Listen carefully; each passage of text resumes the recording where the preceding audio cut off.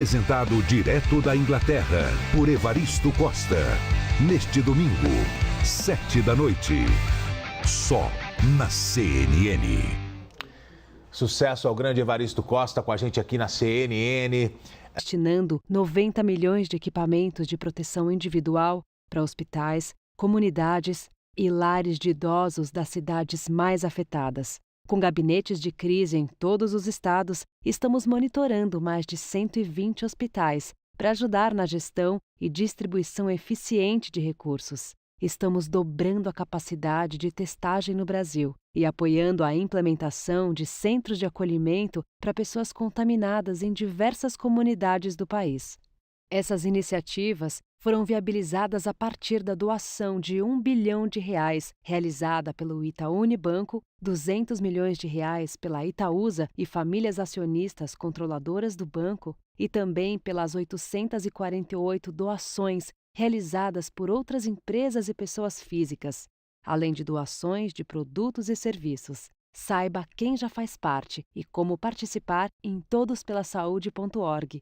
Quanto mais pessoas e empresas nesse movimento, mais fortes estaremos na luta contra a Covid-19.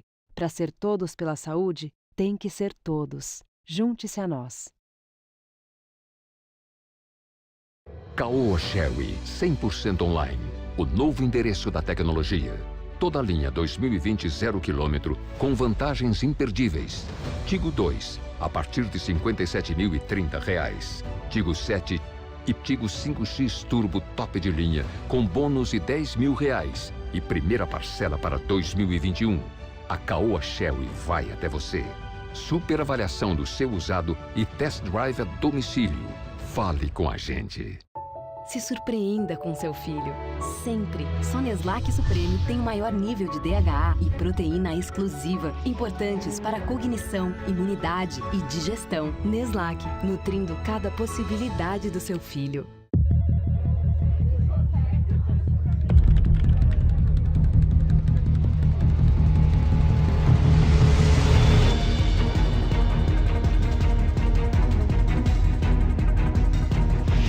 Segundos.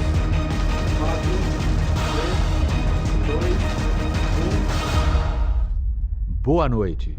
Este é o Jornal da CNN. Jornal da CNN. Apoio Santander. O que a gente pode fazer para cuidar de você hoje? Nova Volkswagen T-Cross. Mais que um SUV, um SUVW. Claro, deixe o sol entrar.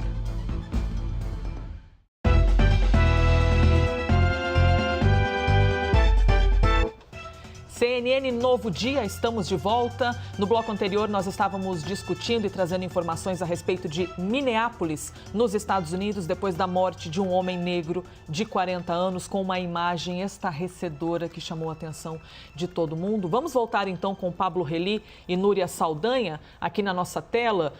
Eu já emendo fazendo uma pergunta à Núria, que fala com a gente ao vivo de Washington. Como é que tem sido a reação do governo americano, Núria, com tudo isso que acontece em Minneapolis? Não apenas pela morte, mas também pelos protestos que vêm ocorrendo na cidade.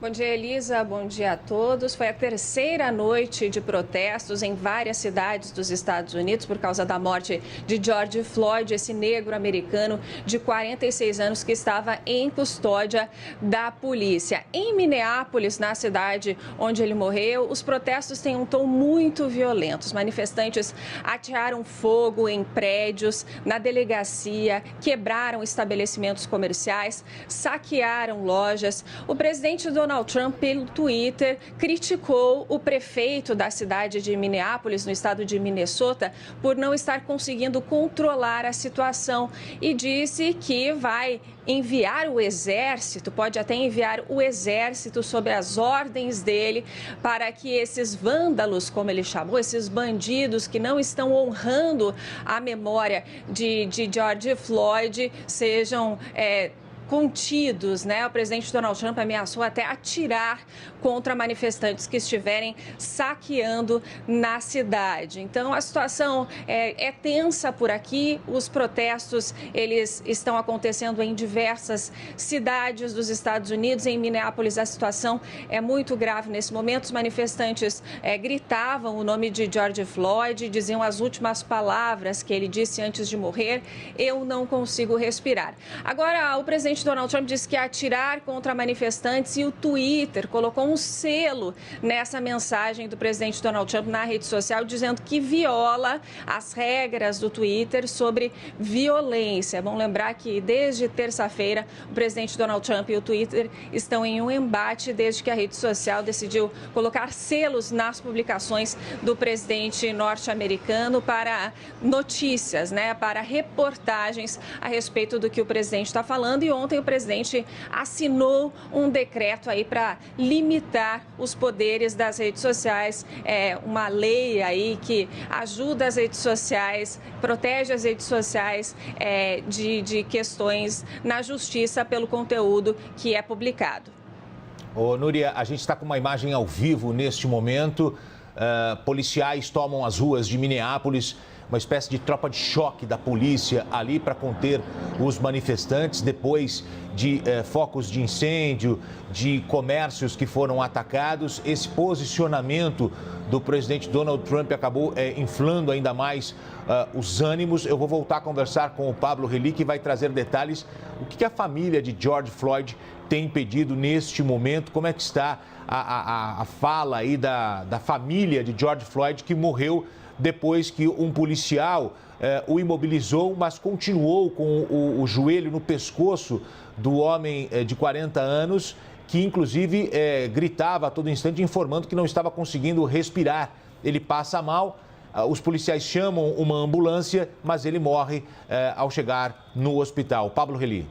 Bom, Gotino, o que a gente tem da família, a família busca uma acusação de homicídio contra os policiais envolvidos nesse caso, na morte do George Floyd. A gente tem visto ao longo dos dias aí reações muito fortes até, inclusive uma exclusiva do irmão do George Floyd, falando à CNN que ele busca justiça e que, na verdade, ele gostaria que todo mundo, que ele queria que os protestos fossem pacíficos, diferentemente do que tem também acontecido, né? Lembrando que uma parte desse protesto, ela é pacífica e tem um pedaço aí, então que a gente tem uns grupos que acabam ateando fogo, como a gente viu a essa delegacia de polícia lá em Minneapolis. Mas a polícia, então, a família, ela busca uma acusação contra os policiais envolvidos, que não somente o que aconteceu, como eles foram demitidos, né, Gotino?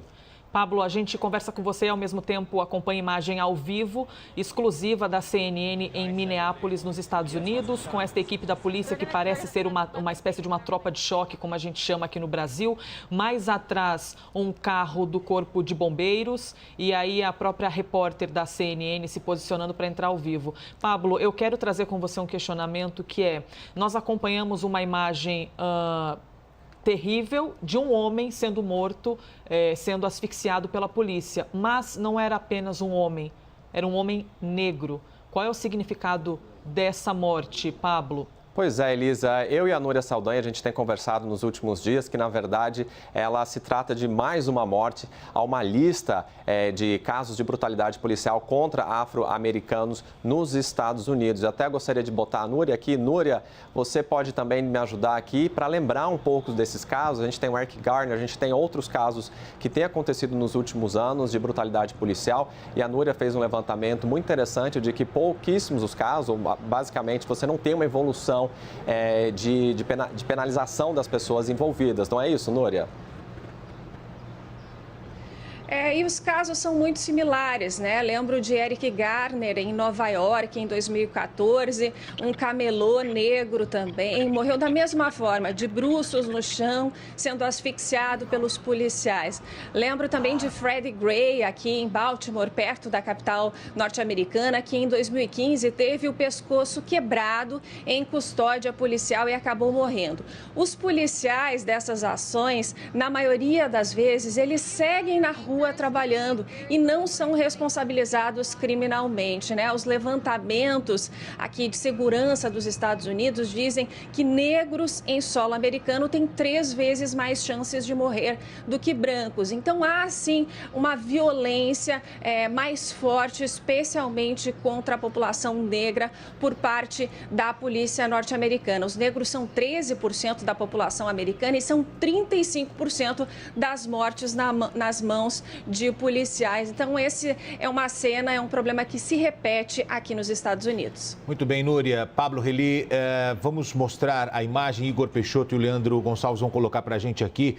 Olha só, o momento que a equipe da CNN é detida, o correspondente da CNN, Omar Jimenez, foi levado por policiais enquanto realizava a cobertura de protestos em Minneapolis, Minnesota, Estados Unidos. Claro que a manifestação violenta é um erro, não deveria acontecer, mas isso não tem absolutamente nada a ver com o erro cometido pelo policial. Tanto é que o erro foi reconhecido pelas autoridades da região, da cidade. Os policiais foram demitidos, não apenas aquele que atingiu o rapaz de 40 anos, George Floyd, mas também os outros policiais que nada fizeram para impedir. Todos eles foram demitidos. Triste a gente ver, em pleno ano de 2020, negros tratados de forma diferente em abordagens policiais. Isso em várias regiões do mundo. E não podemos generalizar, obviamente, porque existem policiais e policiais, mas é uma constatação. Tanto é que, se eu perguntar para os negros que trabalham comigo aqui na CNN, João, já foi abordado de forma diferente? Várias vezes. Várias vezes. Wilson, nosso cinegrafista, também fez que sim, que já foi abordado de forma diferente. Isso tem que mudar. Infelizmente, essa é uma realidade, isso não é uma opinião. Isso é uma constatação com pessoas que trabalham comigo e isso se repete em várias regiões do mundo. Triste demais. Elisa. 8h04. Seguimos ao vivo. Agora a gente volta a falar do relaxamento da quarentena aqui no estado de São Paulo. E para isso a gente traz para a conversa agora o secretário municipal de saúde, Edson Aparecido. Bom dia, secretário. Obrigada pela gentileza de conversar aqui com a equipe da CNN. A cidade de São Paulo foi colocada na chamada fase 2 dessa reabertura gradual. Essa medida não pode prejudicar o sistema de saúde, levando em conta principalmente que é uma cidade com mais de 12 milhões de habitantes? Bom dia a todos. Primeiro que a quarentena na cidade de São Paulo, ela continua, né? Todas as medidas de distanciamento social, de uso de máscara, de estabilidade nos índices de transmissão, de casos e de óbitos, elas estão mantidas, né? O que se fez com o decreto do governador João Dória foi possibilitar que algumas regiões do estado, entre elas a capital, que colecionaram ao longo de quase 4 meses de trabalho, índices que estão hoje fazendo com que não só a transmissão ela continua crescendo, mas numa velocidade mais reduzida, o sistema de saúde hoje consegue abrigar e tratar todas as pessoas que precisam ser tratadas e, evidentemente, esses índices eles serão acompanhados a cada 10 dias, a cada 7 dias e terão que manter uma estabilidade por 14 dias. Então, a partir de segunda-feira, São Paulo continua com a sua quarentena, com as suas regras de distanciamento. O que vai ser possível é iniciar uma discussão com alguns setores da economia da cidade, imobiliárias, setor de concessionárias, escritórios, comércio e shopping centers, a formulação de um protocolo que terá que ser aprovado pelas equipes, né, as equipes sanitárias da cidade, e só aí depois esse protocolo será assinado pelo prefeito e por esses setores, e aí então iniciaremos um processo de funcionamento. Funcionamento, há que se destacar ainda que nesta primeira etapa será de apenas 20% desses setores. Então, as medidas do chamado relaxamento ainda serão muito rígidas, serão apenas para 5 setores e os índices de saúde precisarão estar estáveis. Nós não podemos ter nenhum crescimento, porque senão, evidentemente, esse relaxamento será levantado. Secretário, claro que o senhor vai dizer que não há uma divergência entre o Estado e a Prefeitura de São Paulo, mas eu percebi que o governo do Estado fez um anúncio com as cores. O Igor pode colocar o mapa para a gente. São Paulo da cor laranja, que é a fase 2. Não é a fase mais restrita, mas com alguma certa liberdade, né? Tem a fase vermelha, a fase laranja, a fase amarela. São as 3 cores de 3 fases diferentes no estado de São Paulo. As outras 2 fases com as cores verde e azul, nenhuma cidade de São Paulo contempla, neste momento, uma situação mais tranquila como a fase verde e a fase azul. A fase 4 e a fase 5. E aí São Paulo está ali em laranja, rodeado da Grande São Paulo em vermelho. E aí, quando a gente trouxe aqui o governador falando, a gente entendeu que São Paulo estava realmente na situação fase 2, que retomaria na segunda-feira alguns setores. Só que vem a Prefeitura de São Paulo, através do prefeito, e informa que não é bem assim, que vai ser feito de uma forma moderada, dia a dia, acompanhando os protocolos. Então, a partir de segunda-feira, nós não teremos essa retomada da forma que todos imaginavam. Cada cidade vai cuidar da sua própria maneira, não é isso?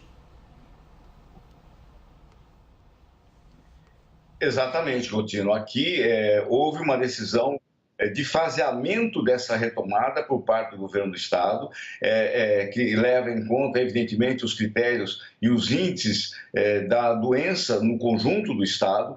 Aqui no caso específico da capital, embora nesses últimos meses a cidade tenha conseguido estruturar mais de 1.000 leitos de UTI, quase 3.000 leitos de enfermaria, nós conseguimos fazer um processo de atendimento que se inicia lá na atenção básica, na unidade básica de saúde, na AMA, na UPA. A questão da Covid, aqui na cidade de São Paulo, Coutinho, ela foi tratada com uma linha de cuidado, né? Não apenas um tratamento emergencial em função de uma pandemia. E isso fez com que a cidade de São Paulo chegasse exatamente, eu diria, a controlar no sistema de saúde esse processo todo. Agora, o processo de retomada de setores da economia, ele precisa ser absolutamente criterioso, né? E é isso exatamente que o prefeito ontem, Bruno Covas, colocou nas medidas adotadas. Nós vamos receber a partir de segunda-feira os protocolos e as sugestões desses 5 setores. A Secretaria de Desenvolvimento Econômico vai estudar criteriosamente cada um deles.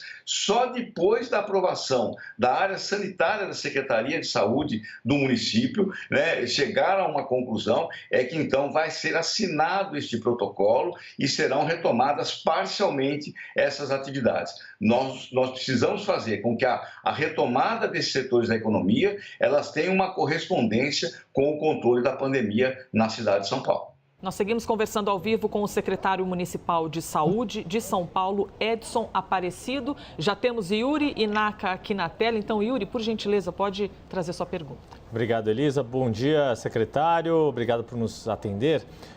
No plano que o governo do estado apresentou, ficou em definição, a definir, 2 questões que têm despertado bastante dúvidas na população. A questão da educação, do funcionamento das escolas e o funcionamento do transporte público.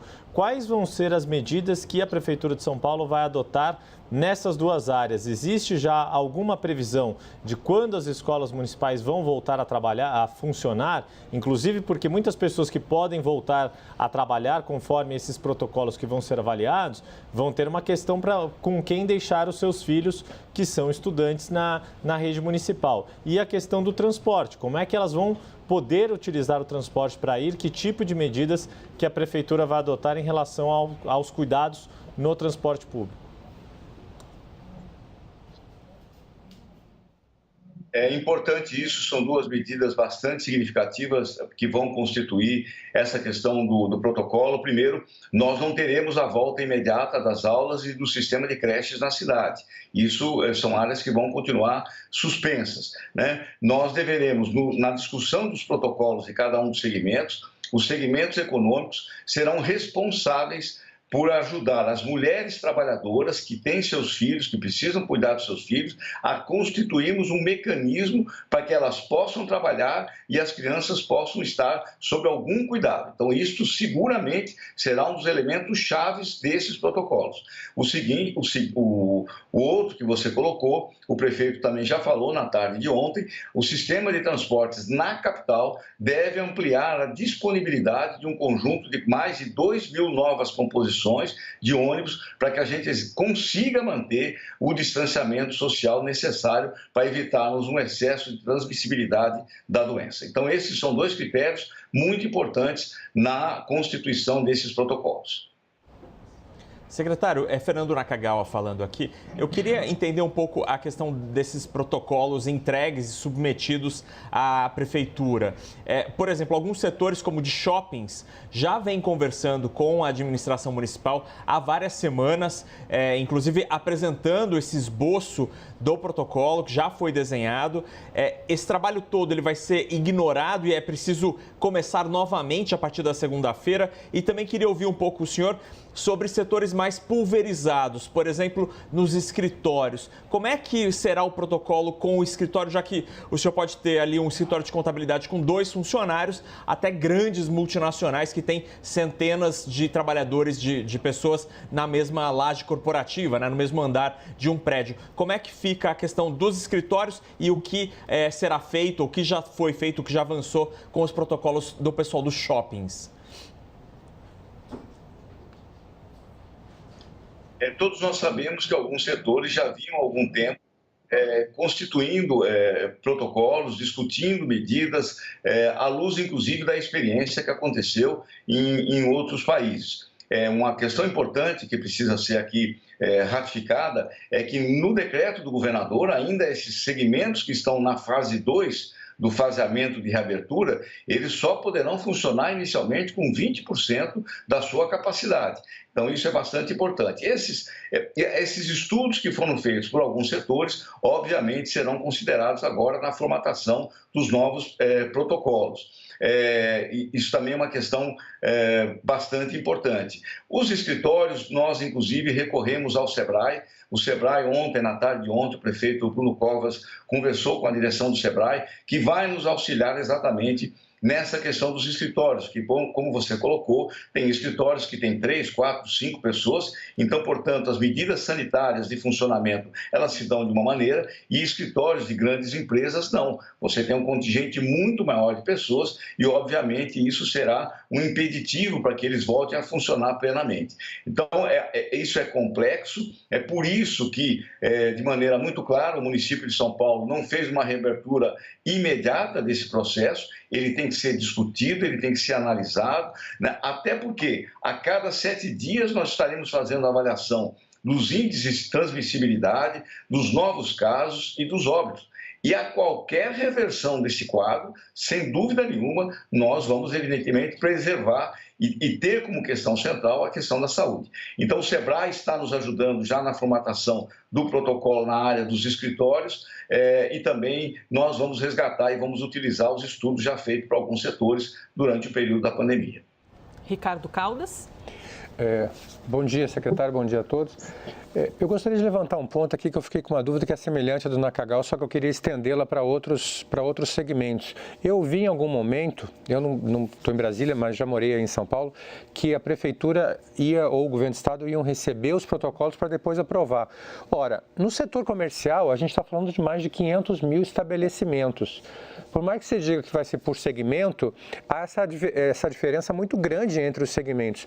Aí fica uma sugestão, uma contribuição aqui nossa. Não seria mais interessante estabelecer um protocolo geral, vamos dizer, como recomendação, e deixar que cada estabelecimento siga esse protocolo, mas faça também o seu plano de abertura e, ao invés de aguardar algum tipo de protocolo por parte do setor privado, permitir que ele já comece a funcionar com um protocolo, vamos dizer assim, com recomendações gerais, e aí, se for o caso, a prefeitura sai em campo para fazer justamente fiscalização, por amostragem, claro.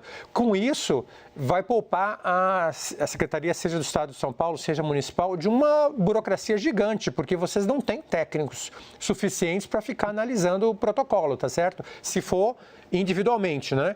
Por segmento, aí gera esse problema que vocês já falaram, que aí você tem dentro do mesmo segmento uma empresa com 100 funcionários e outra com 1 ou 2. Então, talvez seja interessante a gente mudar um pouco o paradigma brasileiro de que trata todo mundo como já se estivesse errado e dar um crédito para o empresário, aquele investidor que já colocou as suas economias num empreendimento e deixar que ele vá abrindo conforme a recomendação da Prefeitura e do Estado e depois a fiscalização venha já para inicialmente educar, né, recomendando os protocolos, e depois para multar aqueles que insistirem no comportamento adverso. Com isso, a gente pouparia muito tempo e energia para todo mundo e estimularia a economia a ir abrindo paulatinamente, com responsabilidade, claro. Então, você tem razão, aliás, com muita maturidade, uma série de setores da economia da cidade, pela sua diversidade, pela sua complexidade, contribuíram de forma muito grande para o processo de isolamento aqui na cidade de São Paulo, né? Nós chegamos aqui à cidade a ter 60% de isolamento dos primeiros 25, 30 dias, né, quando o prefeito decretou o estado de calamidade e de emergência no dia 23 de março. Isso significou que mais de 8 milhões de pessoas obedeceram, acompanharam, as empresas fecharam suas portas. Quer dizer, aliás, tudo que está se colhendo em termos de resultado hoje, do ponto de vista de saúde pública, se deve muito a este processo. A grande questão é que nós queremos envolver neste protocolo, e isso que você falou é muito importante, esses setores envolvidos que vão participar dessa abertura no processo de fiscalização. Acho que esse é exatamente o elemento novo que está se introduzindo na discussão da reabertura aqui na cidade de São Paulo. É fundamental que os setores da economia auxiliem a prefeitura, seja um elemento de fiscalização para que a gente mantenha exatamente o controle dos índices de saúde na cidade.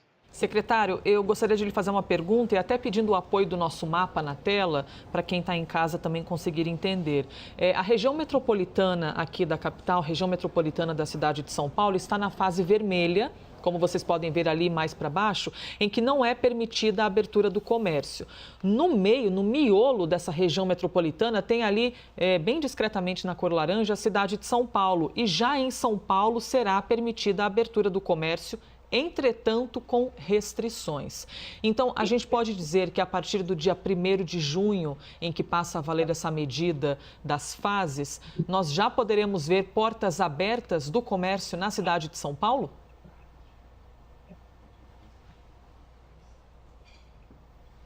Não, não é isso. A partir do dia 1º de junho, a quarentena continua na cidade. A partir do dia 1º, os segmentos da economia na área do setor imobiliário, de escritórios, de comércio, de shopping centers e de concessionárias vão constituir, junto com a prefeitura, com os técnicos da prefeitura, um protocolo de reabertura que vai, no primeiro momento, numa primeira etapa, estabelecendo um funcionamento de apenas 20%, com medidas e com critérios muito, muito claros, né, que protejam os trabalhadores desse setor, que protejam os clientes desse setor, para que a gente possa ter um acompanhamento muito claro, muito preciso. Não é uma abertura ampla, geral e restrita, né? É algo feito em cima de critérios, porque só dessa maneira nós teremos a seguir a abertura segura de outros segmentos, inclusive, que envolvem outras áreas. No caso específico da cidade de São Paulo, como eu disse aqui, o isolamento foi muito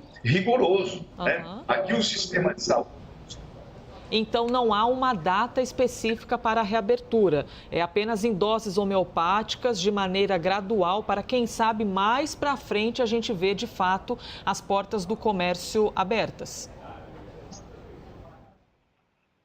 o que a gente vai disciplinadamente configurando esses protocolos. A área da Secretaria de Saúde, né, nos segmentos nossos sanitários, aprovando imediatamente, se assina o protocolo, o prefeito e esses segmentos, e a gente começa a funcionar.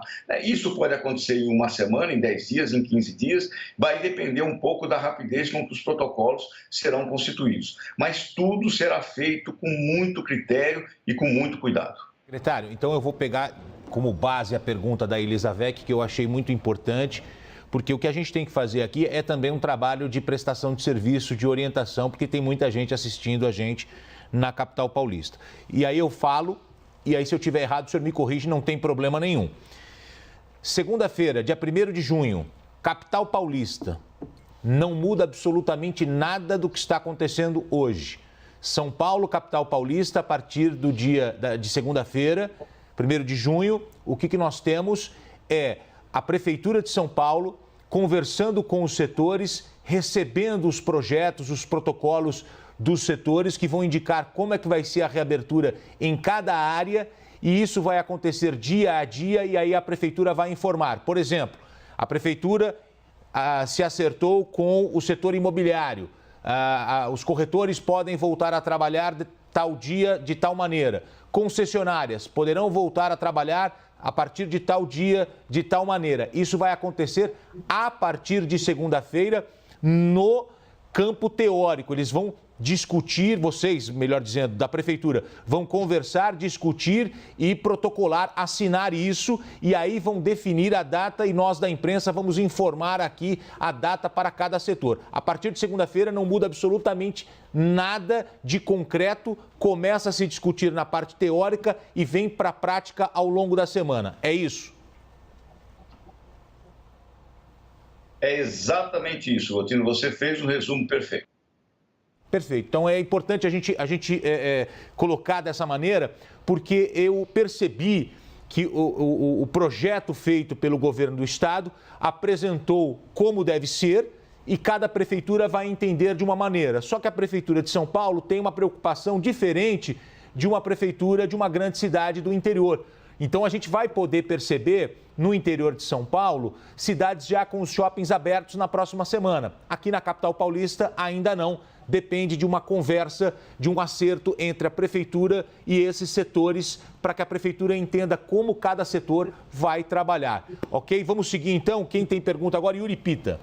Pois é, secretário, eu queria perguntar uma percepção do senhor e aproveitar, inclusive, a sua história política dentro do PSDB. Muitos prefeitos aqui da região metropolitana ficaram incomodados com essa diferença de classificação e de serem todos os 38 municípios da região metropolitana serem tratados como uma região única. O ABC quer ser tratado de uma forma, o Alto Tietê de outra, a região oeste da Grande São Paulo de outra, enfim. O senhor, inclusive, foi no governo Geraldo Alckmin, foi secretário de Desenvolvimento Metropolitano, conhece bem a região metropolitana aqui de São Paulo.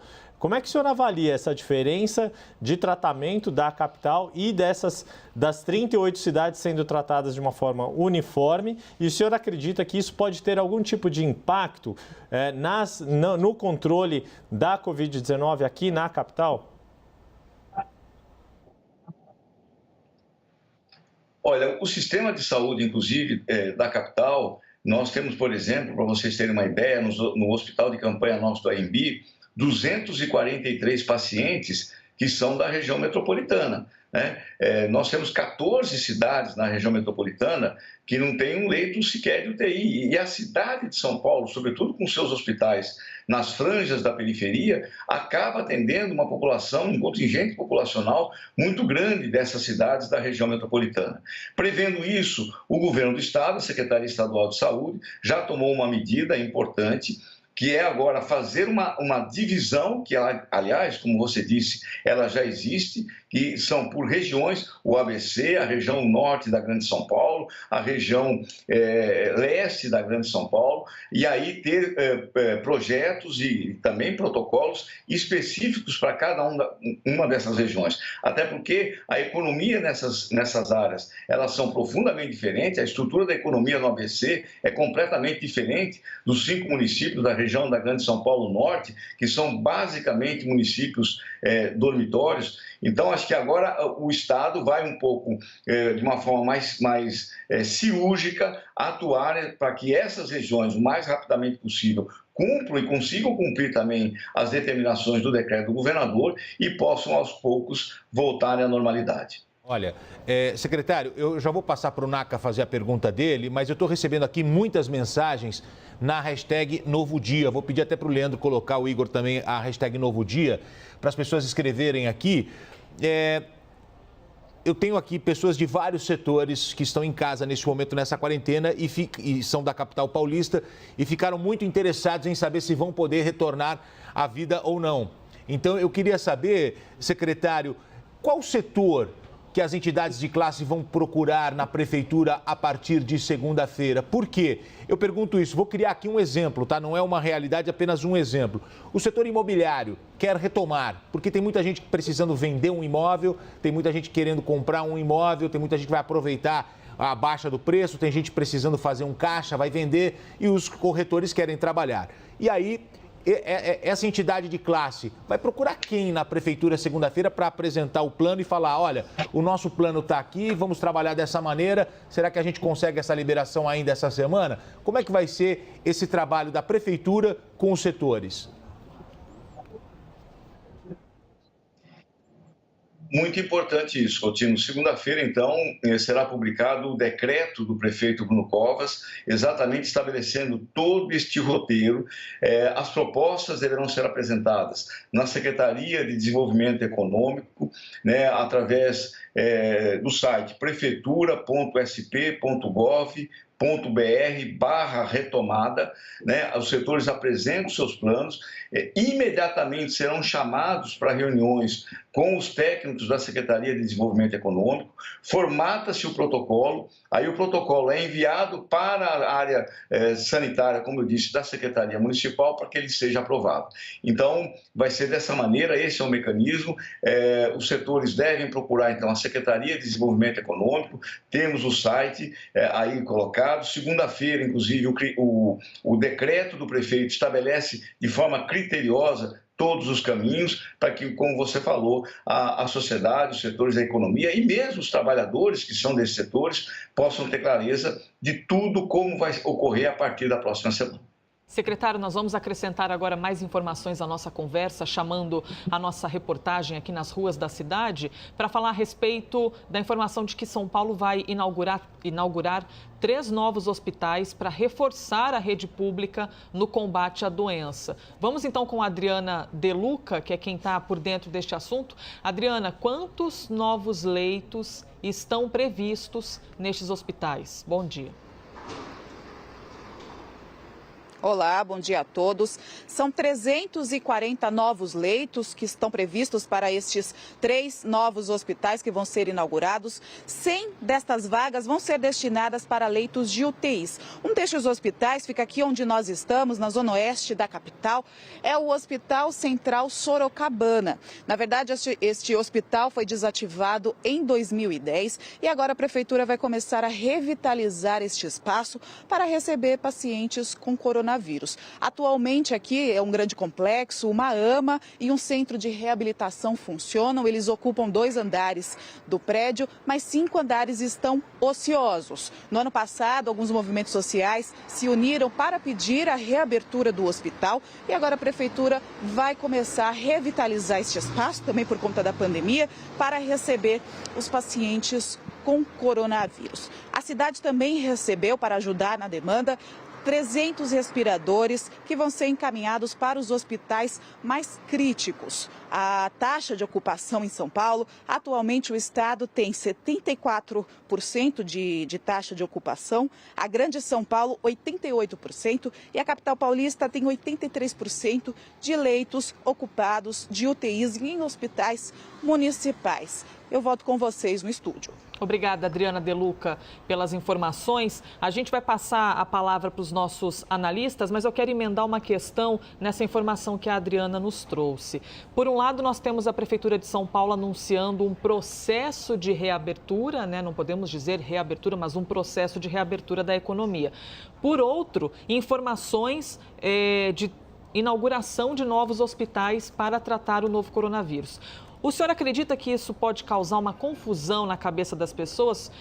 Porque a reabertura da economia significa ali uma estabilidade, pelo menos na curva de contágio, que não é o que nós estamos vendo ainda. A Prefeitura segue inaugurando hospitais e, ao mesmo tempo, já pretendendo reabrir. Isso não causa uma confusão do porquê da reabertura agora?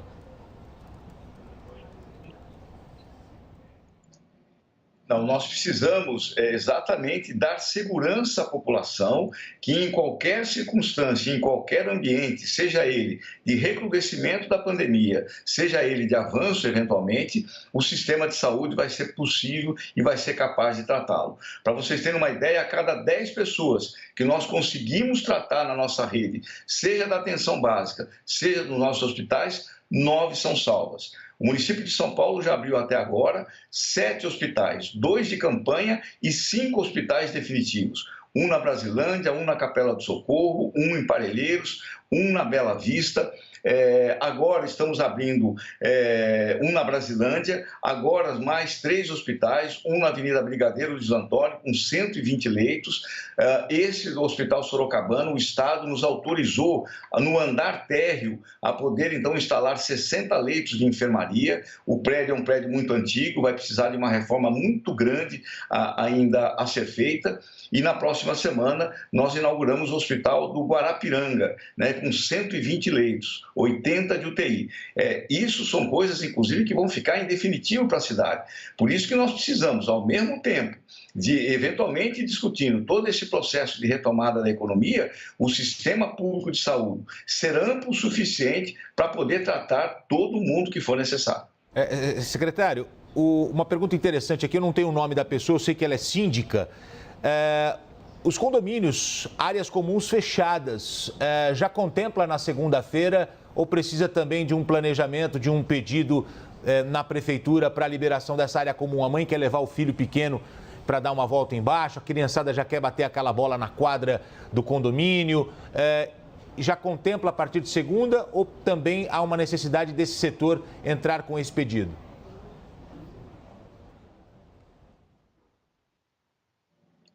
Também há necessidade de como os demais setores entrarem com um processo formal de protocolos e aí nós vamos estabelecer uma regra geral para todo o segmento na cidade. É muito importante, aliás, isso foi fundamental durante todo esse período até agora, a população ter as informações, a imprensa teve um papel importantíssimo nisso, para que a gente tivesse alguma uniformidade no tratamento da pandemia no conjunto da cidade. Então, aguardar a partir de segunda-feira, então, pode entrar com a solicitação de protocolo, né? Isso se enquadra dentro do setor imobiliário, para que a gente possa exatamente poder definir a regra e definir o protocolo. Só uma última pergunta que eu prometi passar para o NACA aqui, só para a gente poder encerrar a entrevista. NACA, você. Secretário, dando continuidade à pergunta que o Gotino fez agora há pouco, se o nosso telespectador tem ali um escritório de contabilidade, de advocacia, de arquitetura, uma agência de publicidade, com quem ele deve conversar para entender quando ele poderá reabrir? É diretamente com a prefeitura ou é com uma entidade de classe? Como que é a interface do ponto de vista do pequeno empresário?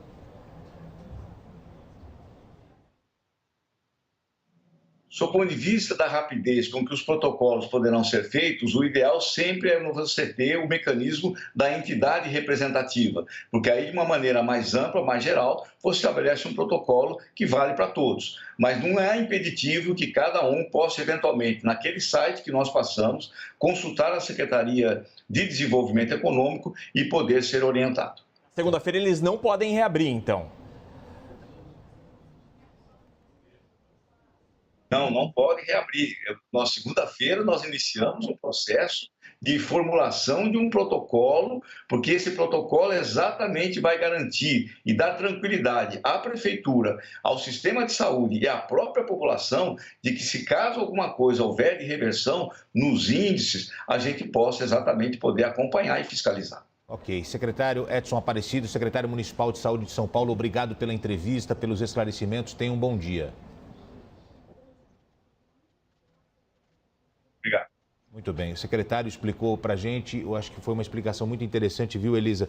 Porque não muda nada na capital paulista até segunda-feira. Na segunda-feira, a prefeitura começa a receber os projetos dos mais variados setores. Então, você que trabalha numa determinada área, você já pode entrar em contato com as pessoas da sua empresa e a empresa tem que cobrar os representantes do setor. Então, você trabalha numa indústria, você trabalha num comércio, você trabalha num shopping, inclusive os próprios prédios que têm área comum, as áreas estão fechadas, tem que conversar com o síndico cobra a entidade de classe para que entregue o projeto. E aí, então, o que a gente vai ter a partir da semana que vem? Uma enxurrada de setores recebendo uma liberação. Algumas empresas podendo trabalhar com 20%, com 30%, podendo reabrir. Então, vai ser muito interessante e o nosso papel aqui vai ser ainda mais importante de informar você. Além dos setores, também o secretário reforçou que você pode procurar pelo site da Prefeitura de São Paulo as informações, caso você ainda tenha dúvidas. Mas a gente também vai estar sempre aqui dentro do possível lhe ajudando. Seguimos ao vivo, então, 8h37. Vamos falar agora a respeito do ministro da Educação, Abraham Weintraub. Ele usou as redes sociais agora há pouco para comparar o nazismo com a operação contra as fake news da última quarta-feira. Temos a publicação, vamos acompanhá-la juntos. Primeiro prenderam quem defendia a liberdade. Depois, a grande mídia nazista dos poderosos afirmava: o Holocausto não existe. Lutar pela liberdade de expressão, de opinião, de pensamento, de informação? Bobagem. Peguem a senha e aguardem na fila. Weintraub já estava envolvido em uma polêmica envolvendo esse assunto. Nesta quinta, ele teve de explicar um tweet feito no dia anterior em que foi criticado por entidades judaicas. Vamos ver o primeiro post que gerou polêmica? O ministro da Educação criticava também a operação de combate às fake news. O post diz o seguinte: hoje foi o dia da infâmia, vergonha nacional, e será lembrado como a Noite dos Cristais brasileira. Profanaram nossos lares e estão nos sufocando. Sabem o que a grande imprensa oligarca socialista dirá? Sieg Heil. É importante explicar essas expressões. A Noite dos Cristais, vou até chamar Gotino aqui para a gente ir explicando juntos.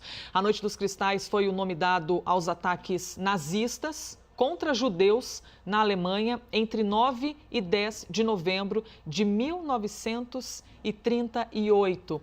Oficialmente, 91 judeus foram mortos, mas estimativas mostram que o número passou de 1.300.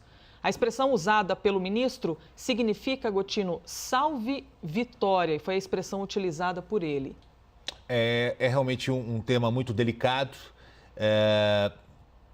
Os próprios alemães não gostam de tocar nesse assunto e é um tema que mexe com a comunidade judaica. É uma história, um dos momentos mais tristes da história do mundo, se não o momento mais triste, quando milhões de pessoas foram mortas. Por que tem esse nome, a Noite dos Cristais? Porque se ouvia muito vidraças quebrando dos templos, das casas, e as pessoas foram mortas de uma maneira terrível. E ali foi um divisor na forma política de atuação de Adolf Hitler. A partir daquele dia, a história mudou completamente e começou um verdadeiro massacre, né? Um verdadeiro genocídio. E isso é realmente um tema muito sensível e não é possível comparar o que aconteceu lá com o que acontece hoje aqui no Brasil. É totalmente diferente e agora a comunidade judaica está se manifestando, as suas mais variadas entidades,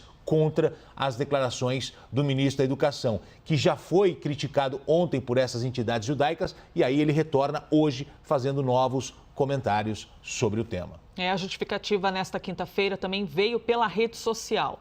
Ele disse: não falem em nome de todos os cristãos ou judeus do mundo. Falo por mim.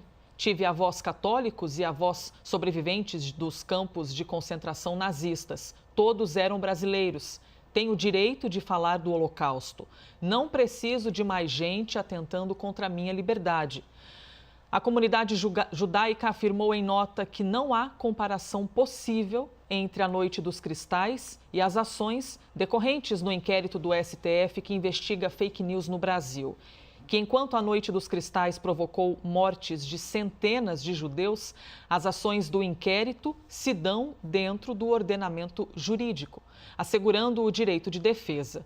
E que, por isso, a comparação feita pelo ministro Abraham Weintraub é totalmente descabida e inoportuna e minimiza de forma inaceitável o acontecimento que seria o início de uma ação que resultou na morte de 6 milhões de judeus. Vamos dar uma olhada agora na newsletter 5 Fatos de hoje. A newsletter da CNN é aquele e-mail que a CNN manda cedinho com os principais assuntos do dia para sua caixa. Para você receber, basta se inscrever no site newsletter.cnnbrasil.com.br. Entre os fatos de hoje está a declaração do presidente Jair Bolsonaro de que o inquérito sobre as fake news é inconstitucional. O presidente disse ainda que o julgamento pelo plenário da Corte sobre o pedido de suspensão do inquérito feito pela Procuradoria-Geral da República deverá trazer uma decisão mais serena. Vamos trazer aqui para a nossa conversa Yuri Pita, Basília Rodrigues, Ricardo Caldas. Mas antes, vamos trazer uma informação. Essa análise do plenário foi encaminhada pelo ministro do STF, Edson Fachin. Foi ele que recebeu o pedido de suspensão do inquérito do Procurador-Geral da República, Augusto Aras. Neste momento, agora, a decisão cabe a todo o plenário. Larissa Alvarenga, vamos então trazer aí explicações desta complexidade? Vamos sim, Elisa. Olha só, ainda não há uma data para julgamento desse pedido de suspensão pelo plenário do Supremo Tribunal Federal.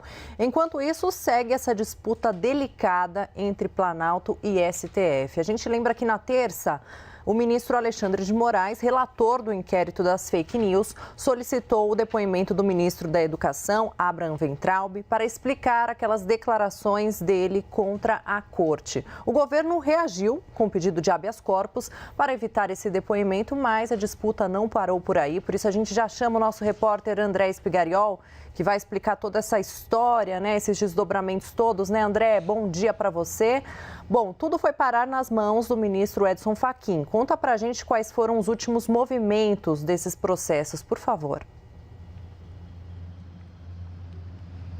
Oi, Larissa, bom dia para você, bom dia para quem nos acompanha aqui no Novo Dia da CNN. Olha, o ministro Edson Fachin pediu para que o ministro Alexandre de Moraes, relator deste inquérito das fake news, se manifestasse sobre este pedido de habeas corpus impetrado pelo ministro da Justiça, André Mendonça, que busca impedir, então, este depoimento do ministro da Educação, Abraham Weintraub, à Polícia Federal por conta de suas declarações naquela reunião ministerial do dia 22 de abril, quando o ministro Weintraub defendeu, inclusive, a prisão de ministros do STF em uma fala bastante exaltada. Agora, o ministro Alexandre de Moraes deve se manifestar, então, em até 24 horas a partir do recebimento deste pedido do ministro Edson Fachin. A gente viu aqui no andamento do processo no Supremo Tribunal Federal que o pedido saiu ontem mesmo do gabinete de Edson Fachin, enviado, então, a Alexandre de Moraes. Além de Alexandre de Moraes, também deve se manifestar sobre este habeas corpus a Procuradoria-Geral da República por meio do Procurador-Geral Augusto Aras. Este também foi um pedido do ministro Edson Fachin para então decidir sobre este pedido de habeas corpus que, além de tentar proteger Weintraub, também foi feito em nome de outras pessoas investigadas neste inquérito das fake news e que foram alvo de busca e apreensão na quarta-feira, como a gente vem noticiando aqui ao longo da semana na CNN. É importante a gente ressaltar, Larissa, que este pedido não foi feito pela Advocacia Geral da União, pelo ministro José Levi, que em geral Federal é quem representa os interesses do governo no Poder Judiciário. Este pedido partiu individualmente do ministro da Justiça, André Mendonça, que até já foi advogado-geral da União no governo de Jair Bolsonaro, mas substituiu Sérgio Moro no Ministério da Justiça e Segurança Pública. O nosso analista Daniel Adjuto trouxe ontem uma informação de bastidores de que a expectativa do governo era de que mais ministros entrassem com pedidos semelhantes de habeas corpus no Supremo Tribunal Federal. Mas até agora o pedido que foi recebido pelos ministros do Supremo é este de André Mendonça, então ministro da Justiça. Inclusive, antes deste pedido de habeas corpus, existia uma expectativa na Polícia Federal, aqui onde estou agora, do depoimento de Abraham Weintraub, mas até agora este depoimento não aconteceu e a nossa produção da CNN apurou que Abraham Weintraub ainda não recebeu a comunicação oficial de que terá que depor à Polícia Federal. Informação essa da assessoria de comunicação do Ministério da Educação. E uma última informação sobre esses tweets de Abraham Weintraub que a gente viu agora há pouco. Eu conversei com uma fonte bastante próxima do governo de Israel e ele me reiterou este pedido para que não seja feita uma exploração política deste episódio do Holocausto, que, segundo ele, é um episódio muito doloroso na história do povo judeu. Eu volto com vocês aí no estúdio. André Spigariol, sempre trazendo informações novas para a gente. Muito obrigada, André. E olha só, durante a tradicional live nas noites de quinta-feira, né, que o presidente Jair Bolsonaro sempre faz, ele afirmou que uma terceira vaga no STF pode ser do atual Procurador-Geral da República, Augusto Aras. Vamos ouvir. Tem uma vaga prevista para novembro, outra para o ano que vem, tá? O senhor Augusto Aras, nessas duas vagas, deixo bem claro, não está previsto o nome dele. Eu costumo dizer que eu tenho 3 nomes, que não vou revelar, que eu namoro para indicar para o Supremo Tribunal Federal. Um vai ser evangélico. É um compromisso que eu tenho com a bancada evangélica. Alguns criticam, né? Está confundindo aí com religião. Não tem nada a ver. Tá? Não tem nada a ver. O elemento aí é católico, é cristão, é evangélico, é espírita, candomblessista, não é ateu, não interessa, tá certo? Ele tem que ter conhecimento,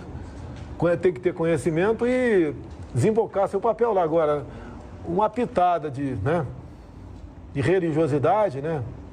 De cristianismo, no meu entender, é muito bem-vindo. Tem pautas lá, por exemplo, que faltou, no meu entender, a um ministro lá defender a luz, né, da sua crença. Por que não?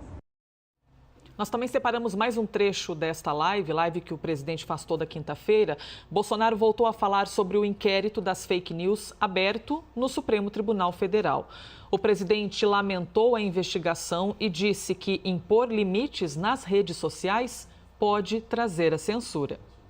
Eu entendo que a questão da liberdade de imprensa e também a liberdade de expressão está contido num dos pilares da democracia. Mostrei aqui uma série de matérias contra mim, não tomam providência. Até mesmo julgamento, se não me engano, 2016, 2017. O senhor Alexandre de Moraes, a senhora Rosa Weber, o ministro Fachin, julgando um dispositivo de uma lei, né? E julgar inconstitucional, que políticos, né, queriam que aqueles que fizessem fake news, chacota, não sei o quê, de político, devia ser punido. O Supremo decidiu, eu não sei qual foi o placar, mas esses 3 votaram para que não fosse dessa maneira, muito pelo contrário. Até o senhor Alexandre de Moraes falou, né, tem um vídeo dele, que quem não suporta chacota, brincadeira, seja o que for, fique em casa, né? Não se candidate a nada. Eu sei que muita gente sofre com fake news. Da minha parte aqui, eu mato no peito. A minha esposa aqui pouco tem acesso a isso, porque ela prefere não se envenenar nessas questões. É muita maldade, mas se você quiser, no meu entender, botar um limite, não sabe até onde vai essa linha do limite. Ela pode vir muito próxima, né? E daí está imposta a censura no Brasil. Muito bem, vou pedir uma análise rápida aqui do Ricardo Caldas e do Yuri Pita sobre esse tema que chama a atenção no nosso noticiário. Começo com você, Ricardo. Muito obrigado. Só queria lembrar que o Procurador-Geral da República entrou justamente com um pedido de representação e ele fala, dentro desse pedido que foi dos partidos de oposição, né, sobre aquela questão até do celular, mas ele aproveita para mandar uma mensagem para o pessoal do Supremo, mencionando que, tratando-se de investigação em face de autoridades titulares de foro de prerrogativa de função perante o Supremo Tribunal Federal, essa função cabe ao próprio Procurador-Geral, ou seja, ele, em se manifestando sobre outras questões, até sobre o celular do presidente, né, que era um outro tema, mas ele aproveita para dar essa mensagem. A função de inquisição, de inquisitor, é do Ministério Público, ou seja, o Ministério Público é o dono da ação penal, vamos dizer assim.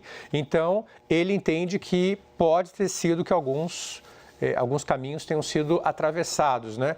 Mas levando essa questão para o Supremo, havendo uma manifestação do plenário, aí há essa questão do inquérito toda, que é bastante polêmica, né, dada a origem que nós já falamos aqui, né, de um ato de ofício, é possível que, havendo uma decisão favorável do Supremo, do plenário, haverá certamente mais legitimidade. Por outro lado, se a maioria do Supremo rejeitar o inquérito, aí todas essas investigações paralelas vão cair também. Então, é muito importante essa manifestação do plenário, seja para um lado ou seja para o outro. No momento que nós temos é bastante polêmica. O presidente Jair Bolsonaro está saindo neste momento. Se a gente tiver a imagem, Bruna, pode colocar para a gente, por favor. O presidente vai conversar ali com os apoiadores.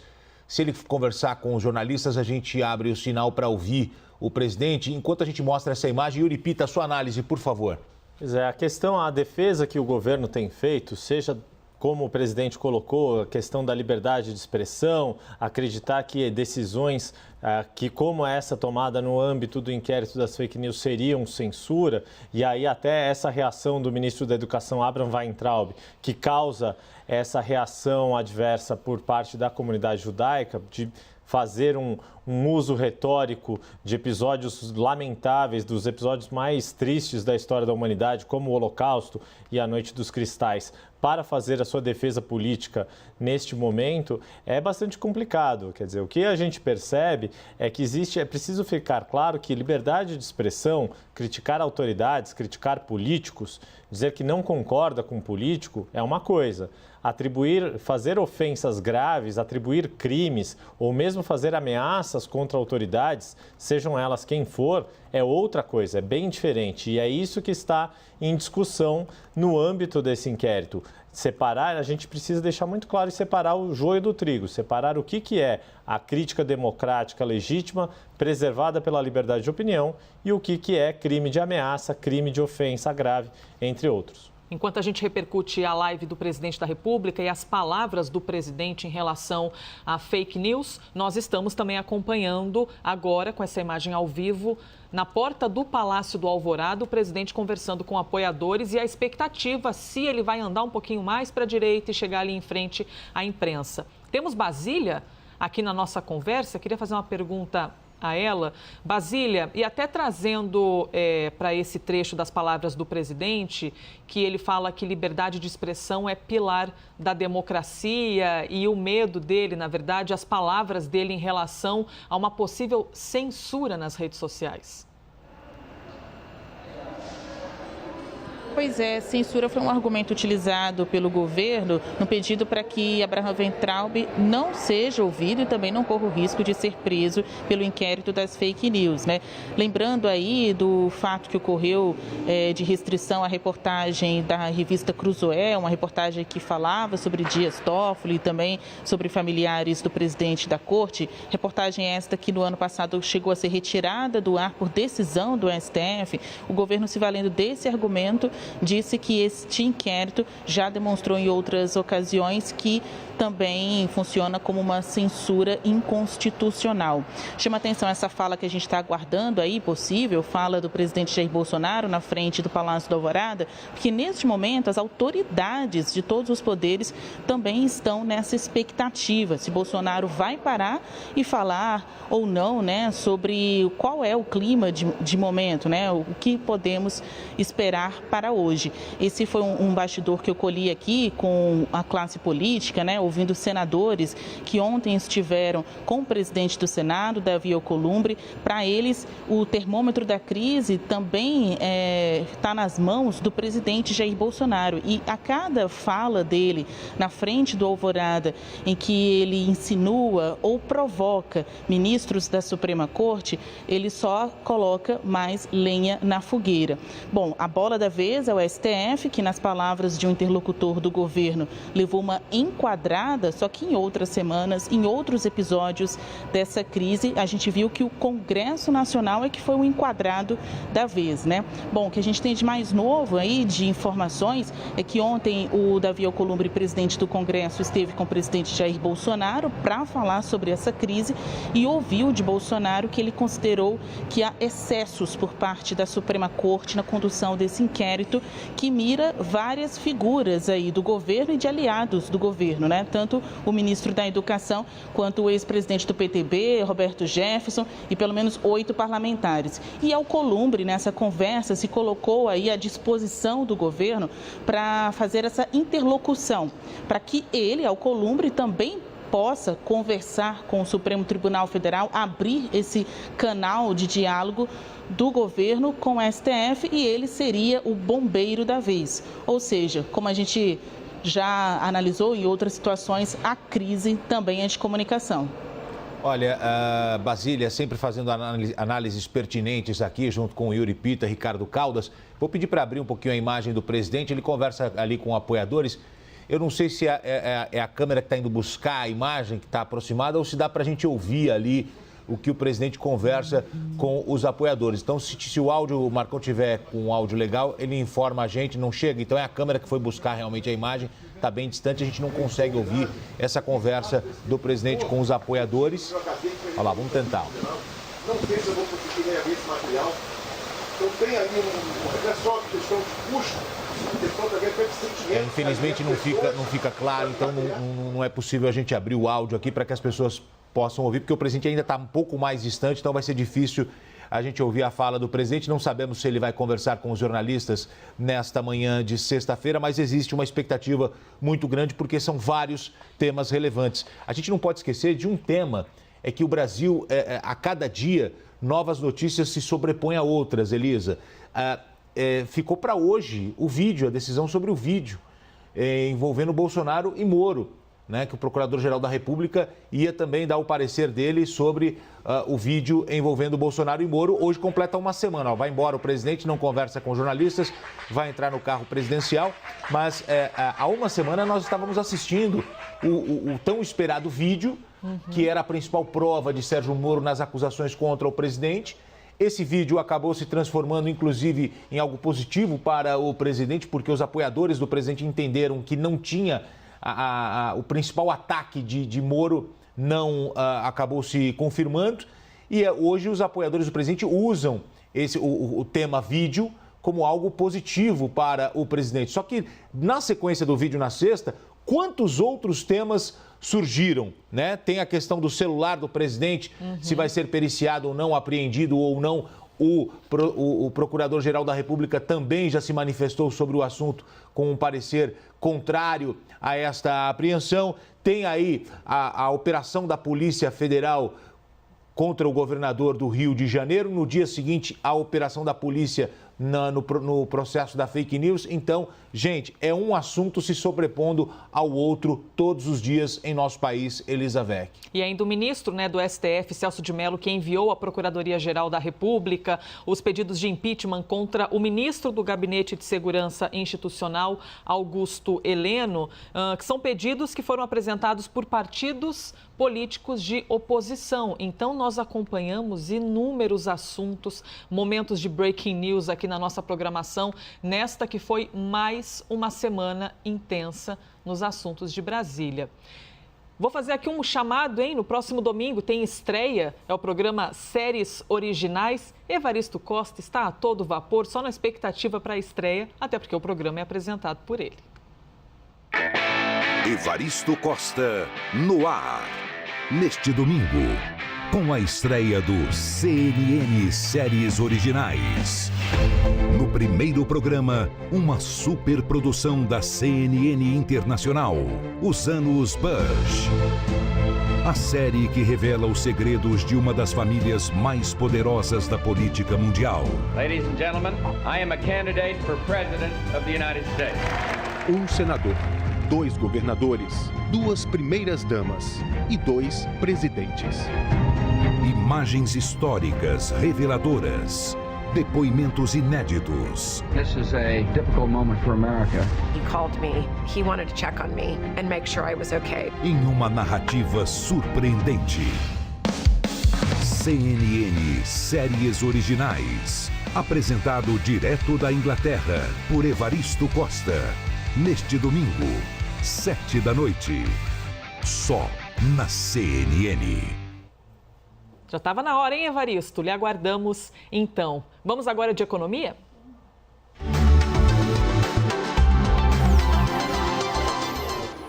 Nove horas e 1 minuto e Nakagawa nos disse que o PIB sairia às 9 horas da manhã. Bateu o relógio aqui, Nak, e aí, saiu? Acabou de sair, Elisa. A economia brasileira teve contração de 1,5% no primeiro trimestre, na comparação com os últimos 3 meses de 2019. Veio em linha com a expectativa dos analistas. Na comparação com o ano passado, trimestre versus trimestre, primeiro trimestre versus primeiro trimestre de 2019, a queda foi de 0,3%. Então, repetindo a informação importante desta manhã na economia, a economia brasileira teve contração, o PIB do Brasil teve contração de 1,5% no primeiro trimestre de 2020, já sob reflexo, já com influência negativa da pandemia que fechou a economia brasileira a partir da segunda quinzena do mês de março. A expectativa dos analistas, dos economistas, é que este trimestre agora, o segundo trimestre de 2020, é que vai ter o impacto mais forte ainda na atividade econômica gerada pela pandemia. Ô Naka, eu sei que a notícia não é boa, mas esse recuo de 1,5%, ele não é menor do que muitos esperavam. Tinha muitas pessoas da área econômica falando acima de 2%.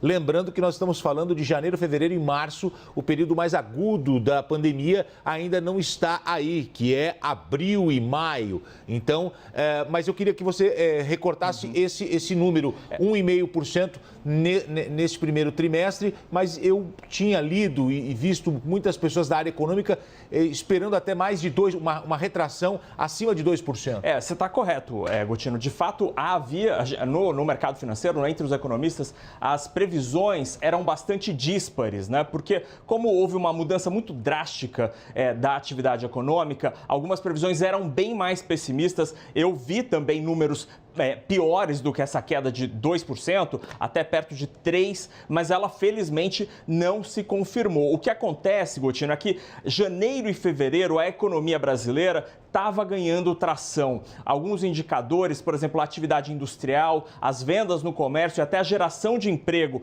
nos meses de janeiro e fevereiro estavam vindo com alguma consistência. E é isso que garantiu um número não tão ruim, mas obviamente essa tendência positiva acabou sofrendo uma reversão completa aí a partir da metade do mês de março, quando a economia fechou, e aí tudo piorou, infelizmente. Onak, na sequência, no segundo trimestre, as coisas foram ainda mais, ficando delicadas. Então, 1,5% para o primeiro trimestre. O que esperar para o segundo trimestre? Este trimestre agora, Elisa, ele deve ser o pior trimestre para a economia brasileira neste ano. As previsões para o ano todo de 2020 é que a economia brasileira tenha uma retração, uma contração de 5% até 7% na comparação com 2019. O grosso dessa queda, desse tombo da economia, vai ser no primeiro semestre, ou seja, nos primeiros 6 meses do ano. Então, agora, este momento é quando a gente está vivendo o pior momento da atividade econômica.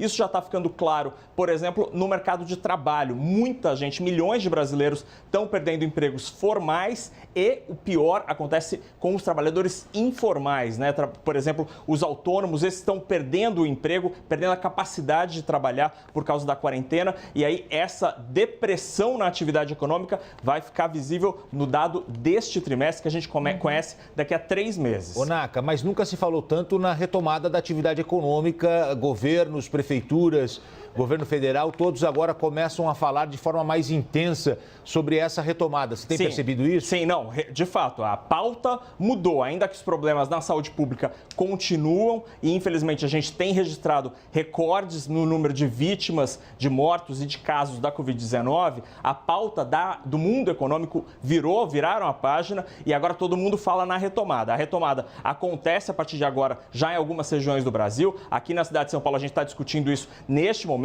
né, quando é que vai ser a reabertura, mas os indicadores econômicos, Gotino, ainda vão demorar um pouco para sentir esse religar da economia. Alguns economistas dizem, inclusive, que alguns índices como desemprego tendem a continuar piorando mesmo com a reabertura do comércio. Por quê? Porque as empresas, as lojas, os supermercados, os shoppings vão reavaliar o número de trabalhadores, porque a gente vai ver, como a gente tem dito aqui na TV, um novo normal. E aí talvez no novo normal não seja necessário ter tantos trabalhadores como se tinha antigamente. Então os indicadores econômicos, infelizmente, tendem ainda a continuar com, economistas chamam isso de inércia, a inércia negativa dos indicadores tende a continuar ao longo das próximas semanas, talvez até meses, mesmo com a retomada.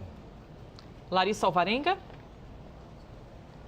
Naka, eu queria que você falasse um pouco para a gente a respeito da inadimplência. Qual que é a situação neste momento? A inadimplência já chegou aos bancos? Já chegou, Larissa. Infelizmente, os indicadores de crédito do Banco Central têm mostrado que os brasileiros não têm conseguido pagar as contas em dia e os bancos têm reagido fazendo reservas, o que a gente chama no mundo econômico de provisão. Quando os bancos percebem que o cliente A, B e C não vão conseguir pagar ou estão começando a atrasar as contas, os bancos precisam reservar um dinheiro para fazer frente àquelas operações para o calote, né? O calote vai ser dado e aí o banco precisa se proteger. Os bancos já estão aumentando esse colchão contra o calote e isso é um problema que preocupa muita gente do setor financeiro. Por enquanto é um problema ainda administrado, né? Os bancos estão olhando com lupa esse problema, mas é um ponto de fato de preocupação. A retomada da economia tende a melhorar esses indicadores, mas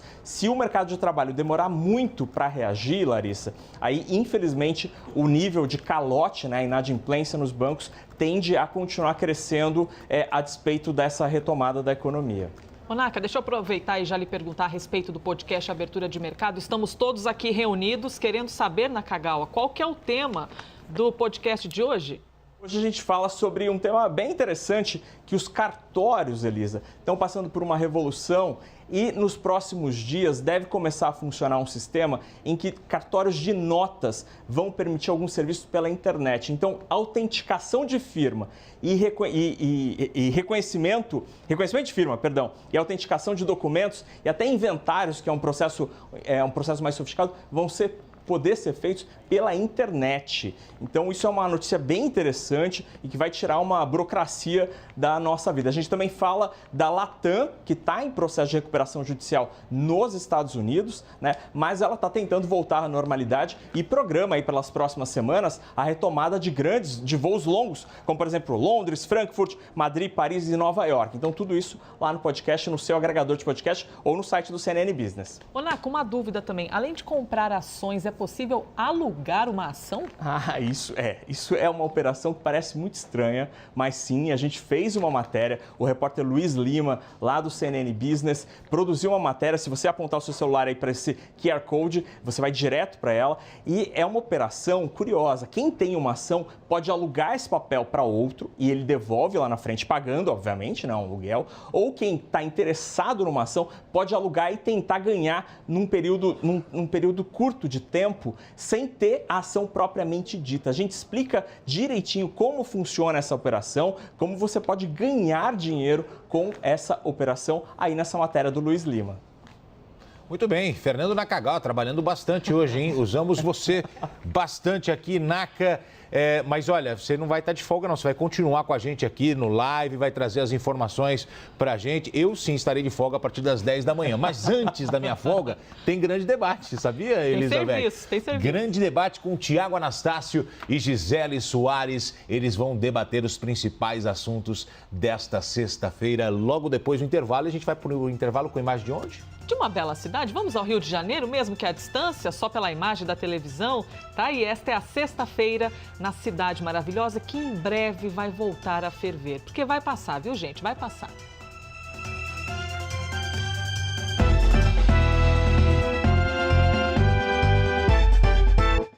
Seu café Nespresso é feito de escolhas. Da escolha de grãos de alta qualidade, de materiais que mantêm o sabor do seu Nespresso único e de máquinas para criar seu próprio café. Afinal, nós somos as escolhas que fazemos, não somos? Contra os sintomas da gripe, Multigripe. Multigripe age em 15 minutos e tem fórmula com 3 ativos que atuam no combate dos sintomas da gripe. Paracetamol, analgésico e antipirético. Alivia a febre, combate a dor de cabeça e as dores no corpo. Fenilefrina, descongestionante. Alívio da congestão nasal. Clofeniramina, antialérgico. Combate a coriza e os espirros. Por isso, Multigripe é 5 em 1 contra a gripe. Contra os sintomas da gripe, Multigripe.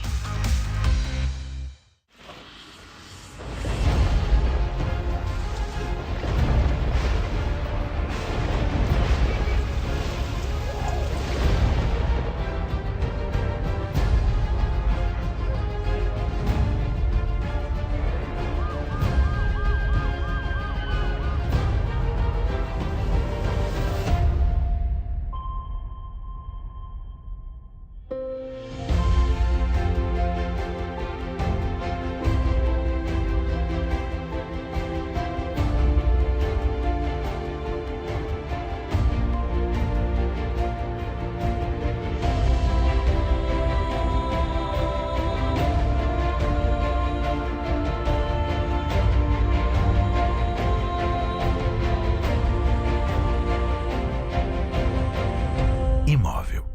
O bem que te faz bem. Notícia a qualquer hora, em qualquer lugar, em qualquer tela. É você que escolhe o que, quando e onde quer ver. Política, economia, tendências, comportamento, o que está trendando nas redes. É o foco no conteúdo e na interação com você. É a TV na internet e a internet na TV. É o Live CNN. Live CNN. Apoio Cielo. Informação e tecnologia para impulsionar o seu negócio.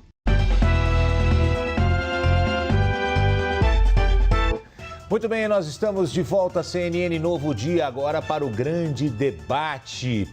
Nós temos como objetivo apresentar temas relevantes com visões diferentes sobre o mesmo assunto para você construir a sua opinião, a sua forma de pensar. Os debatedores têm total independência e a opinião deles não reflete a posição da CNN. Guto, roda a vinheta, vamos lá. Participam comigo a advogada Gisele Soares. Bom dia, Gisele. Também o advogado Tiago Anastácio. Tiago, bom dia.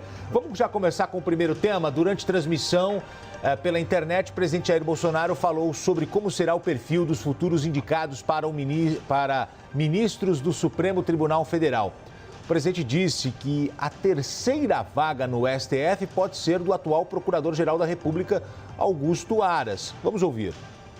Tem uma vaga prevista para novembro, outra para o ano que vem, tá? O senhor Augusto Aras, nessas duas vagas, deixe bem claro, não está previsto o nome dele.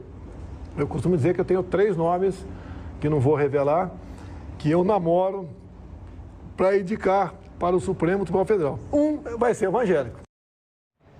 Mas se ele indica 2 dentro deste período que ele estará na frente da presidência, ele fala em 3. Chamou a atenção essa fala do presidente. E agora, essa promessa que o presidente faz a Aras pode influenciar as decisões do Procurador-Geral, que é um dos protagonistas desta semana, com muitos temas relevantes, com muitos casos importantes em suas mãos. Começo hoje com você, Tiago Anastácio. Novamente, bom dia.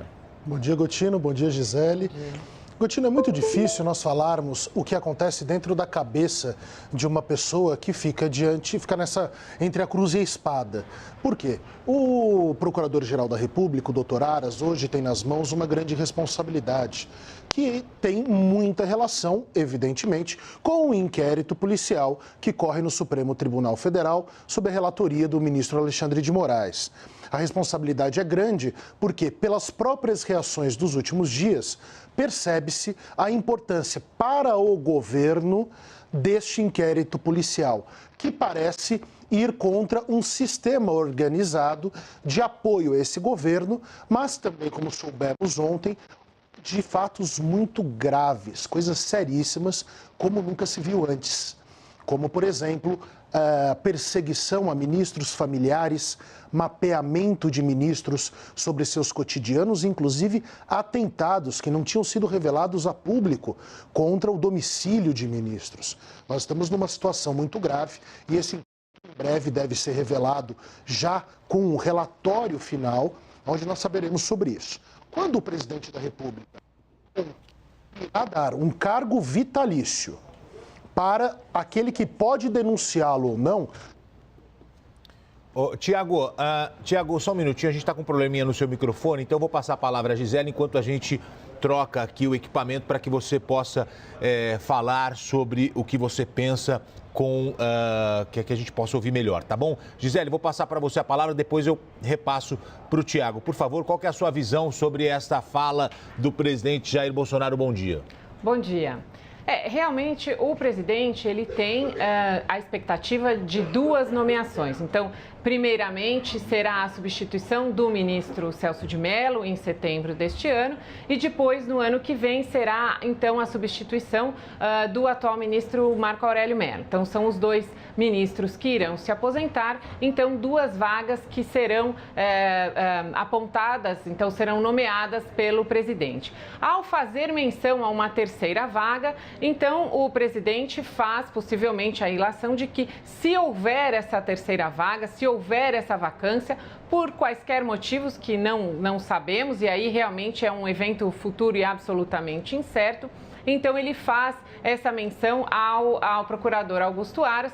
O procurador Augusto Aras, ou o Procurador-Geral da República, sempre é um nome que é um possível nome para nomeação, para ocupar um desses cargos do STF. Então, nessa live do presidente, ele faz essa menção sem nenhuma conotação ameaçadora ou sem nenhuma outra conotação que não realmente uma futura possível ocupação de uma terceira vaga. E esses nomes ainda são incertos. Então, até a nomeação do presidente, até realmente a ocupação deste cargo, não teremos certeza de quem serão os dois futuros ministros. Havia, inclusive, uma ventilação, havia uma discussão muito forte de que o ex-ministro Sérgio Moro seria um dos ocupantes dessas duas vagas do presidente, que serão nomeadas pelo presidente da República, mas possivelmente agora, depois desses desdobramentos e dessa situação, não é mais um nome que será apontado para o STF. Pergunta: não há um conflito de interesses? Eu faço a pergunta, a frase que está, a tarja que está aqui na tela. Sinal de indicação não é tentativa de influenciar Aras? Não pode ser uma tentativa e não pode influenciar de maneira alguma. Então, o Procurador-Geral, ele é o chefe do Ministério Público, ele é realmente incumbido de um poder-dever muito importante, ele tem sobre os ombros essa função, essa missão de ser absolutamente impessoal, de ser absolutamente imparcial e de conduzir, então, o Ministério Público, que é o titular da ação penal, para cuidar dos assuntos relevantes e de interesse da União, sem qualquer comprometimento dessa imparcialidade por essa possível indicação a essa terceira vaga. Você vê isso ou não? Não vi isso nessa fala, porque não, o que o presidente falou, inclusive, acho que ele teria 4 nomes para 2 vagas. Então, ele teria 2 nomes ou 3 nomes que ele disse estar namorando para essas 2 vagas. E se houver uma terceira vaga, então não sei porque ele deixaria esse terceiro nome, que seria a indicação natural, e passaria então a escolher o procurador Augusto Aras. Tiago, você vê esse conflito de interesses ou não? Agora sim o contato restabelecido pode seguir, Tiago? Então, Gotino, eu vejo como um grande problema o flerte às coisas obscuras de Brasília. Eu realmente não gosto sequer que esse assunto venha à tona. Quando ele vem à tona, ele já é um problema em si. Como é que nós vamos medir se o Procurador-Geral da República se influenciará ou não pela promessa de um cargo vitalício, colocando ele, elevando ele a um dos patamares mais altos da República, dando-lhe um poder absolutamente forte dentro de toda a nossa organização republicana?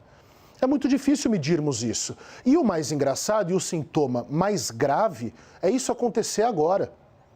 Exatamente na semana, 2 dias depois de um inquérito policial gravíssimo, que traz fatos gravíssimos. Nós precisamos acabar com essa, vejam a ironia, com essa mentira que esse inquérito policial é sobre fake news. Ele também é sobre mentiras que são propositadamente e estrategicamente contadas, porque a Gisele está certa, não existe o termo fake news, mas existe o termo de mentiras, inclusive na legislação eleitoral. Então nós precisamos acabar com isso, porque ontem fatos foram revelados e esses fatos são gravíssimos. São gravíssimos. Gravíssimos a ponto de serem equiparáveis àquilo que tanto se critica dos movimentos contra-revolucionários depois de 64, daqueles comunistas, das bombas, dos atentados. Está acontecendo agora isso vindo da extrema-direita. Vejam que problema que nós temos no Brasil. Só de dialogarmos sobre isso, só de estarmos debatendo sobre isso já é ruim. Por quê? O nome de Aras surge agora, dito pelo presidente da República, na semana em que Aras se torna um protagonista. É óbvio que a intenção do presidente da República, me parece pelo menos, é uma construção óbvia. É óbvio que ele está querendo colocar o Procurador-Geral da República em cima do seu colo. Isso é ruim, apenas esse debate já é ruim. Isso não poderia ter sido dito pelo presidente. Por quê? O Procurador-Geral da República já tem um problema. Ele foi nomeado fora da lista. O Ministério Público Federal está muito, muito atento sobre isso. Ok. Gisele, é óbvio para você também ou não?